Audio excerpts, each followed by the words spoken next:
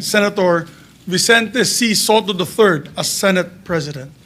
We already know him to be a leader of great integrity, as exemplified by his time as Vice Mayor of Quezon City, as Senate Majority Leader, as Senate Minority Leader, and of course, as Senate President. Having had the honor of working alongside him as his Majority Leader during the 17th and 18th Congress, I witnessed firsthand his peerless leadership and work ethic, and I can say with conviction that he has been nothing short of a reliable and trustworthy leader. As Senate President, he always led with fairness and transparency, and he led with an open ear and a decisive hand, ensuring unity and stability in the Senate at all times. Most importantly, he was a traditionalist in the very best sense of the word, consistently upholding the rules and traditions that protected the integrity of the Senate as the nation's last bastion of democracy.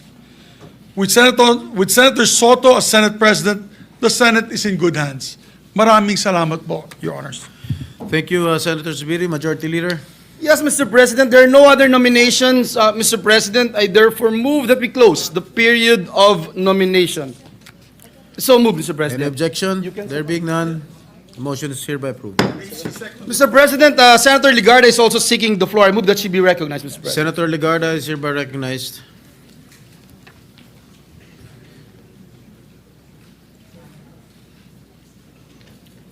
Thank you, Mr. President.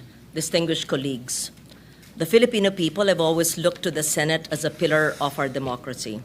In times of profound challenges, when our citizens yearn for clarity and wisdom, they expect us to steady the ship and steer it with a clear compass towards safer shores.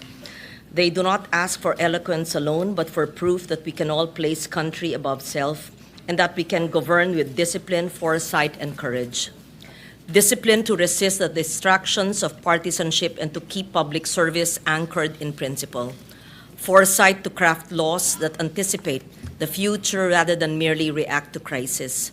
And the courage to take the difficult but necessary decisions that secure the long-term welfare of our people, even when they come at significant political cost.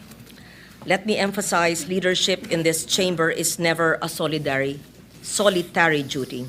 It is a shared guardianship of a trust that belongs to the Filipino people. The Senate at its finest when debate sharpens judgment and unity springs from conviction.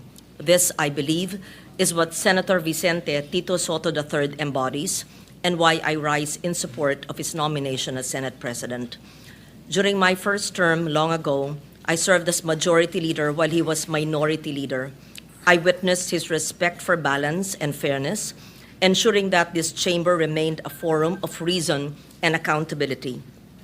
Later, as chair of the Committee on Finance under his Senate presidency, I saw his firm hand in guiding our work, listening to every voice, building consensus, reminding us constantly that governance must yield tangible results for the people. These are qualities tested by time and proven by service. Senator Tito Sotto commands respect through fairness, humility, and his ability to unite diverse voices. For these reasons, I second the nomination of Senator Vicente Sotto III as Senate President. Thank you, Senator Legarda. Mr. President, move for the previous motion, there being no other nomination. So move, Mr. President. It has been moved by the Majority Leader and seconded by Senator Lauren Legarda that the nomination be closed. Is there any objection? Hearing none, the motion is hereby approved. There being no other nominees for the position, Senator Vicente Sotto, the only nominee for the position of the Senate President, is hereby declared as the newly elected President of the Senate. Mr. President, may I move that we suspend the session to allow the newly elected Senate President to take his oath, Mr. President? Session is hereby suspended.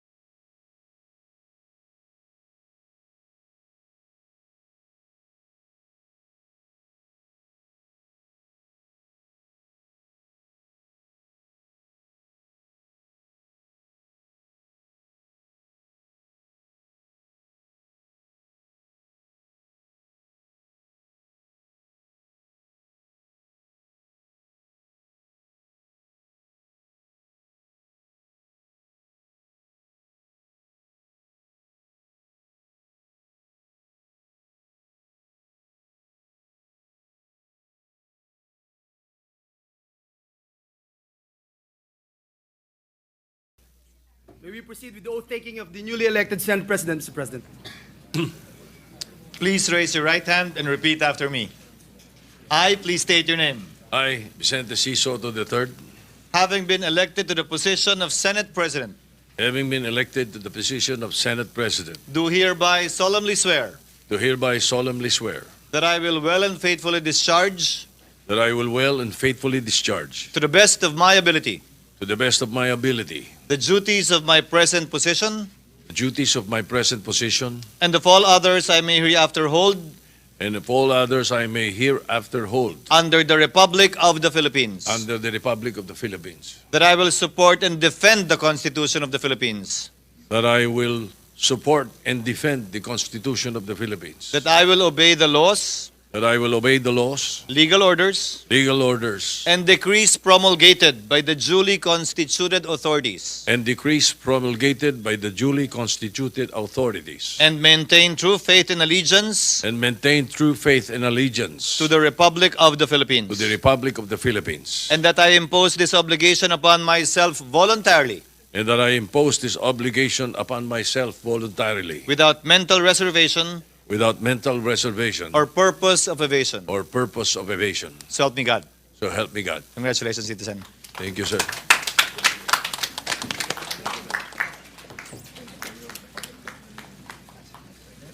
May I ask for a minute suspension, Mr. President? Session is suspended.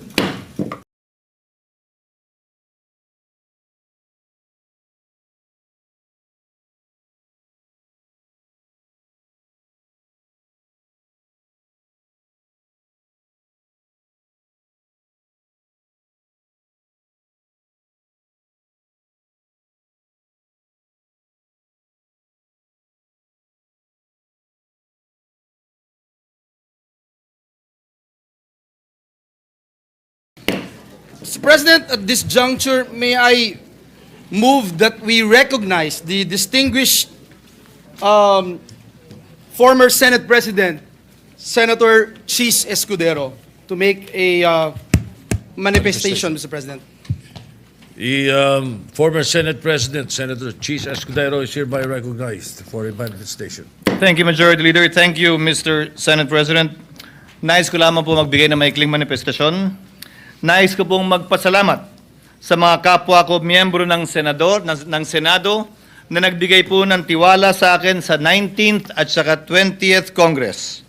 Nais ko din po magpasalamat sa mga opisyal at kawani ng Senado.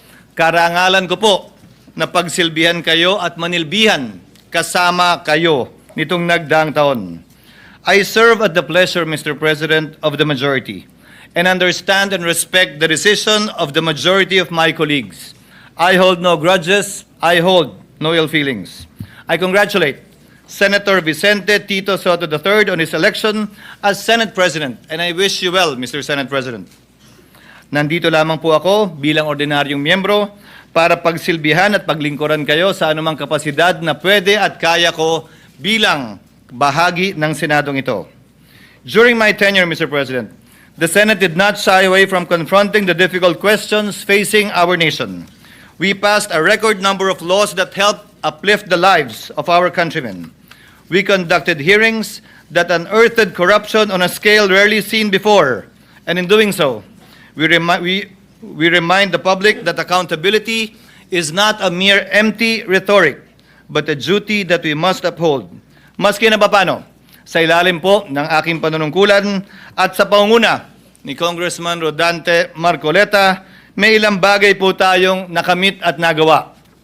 Nakapagsalita na ng bombo kaninang umaga si Congressman Toby Chanco at nabanggit lahat ng nais niyang sabihing hindi nasabi sa kabilang kamera. Nasabi na rin po, Ginoong Pangulo, ang the name that cannot be mentioned, ang pangalan ni Speaker Martin Romualdez at Congressman Zaldico sa pamamagitan ng paghihiring kanina pong hapon.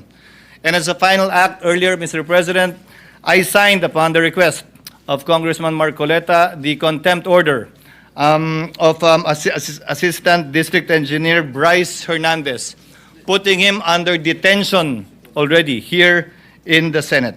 Mr. President, I am proud of what the Senate has accomplished together, and I trust that the spirit of transparency and courage that have been displayed by this chamber will be sustained.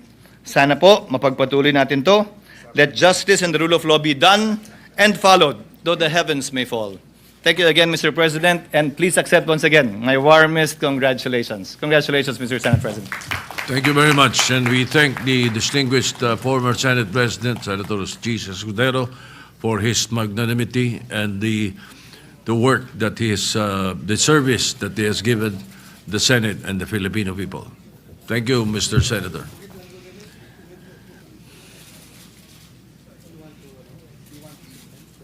You have 1 minute suspension. Yes, Mr. President.